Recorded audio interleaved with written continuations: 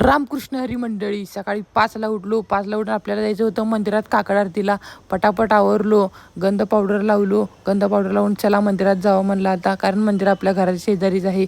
जाऊन जरा वेळ बसलो मंदिरात बसलो. आपला मित्र पकवाज वाजवायला, तेवढ्यात आकाश कंदील पण बघा 1 नंबर दिसायला क्वालिटी.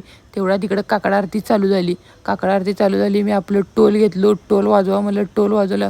आरती संपली, आरती घेतलो. मग आपली बारी आली पकवाज वाजवायची.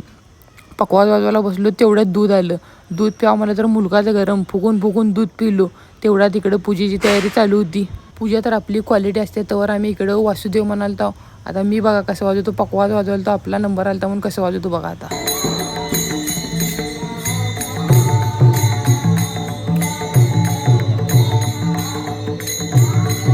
इकडे तर आपली शेवटची आरती चालू होती. आरती संपल्यावर आपला काकडा पण संपणार होता, आणि काकडा संपल्यावर लगेच आपण पकवाज घेतला.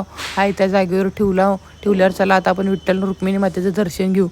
तुम्ही पण दर्शन घ्या. कसं आहे क्वालिटी मंदिर दिसतंय बा कसं. मग तिथनं आपण आलो गणपती मंदिरात दर्शन घेतलं. तिथनं आपल्याला जायचं होतं हार घ्यायला आलो. हार घेऊन आलो मारुती मंदिरात, कारण आज शनिवार होता. त्यामुळं मारुतीला हार घालावं म्हणलं. हार ती घातलो, व्यवस्थित पाया पडलो. आजचा ब्लॉग इथंच थांबू. धन्यवाद.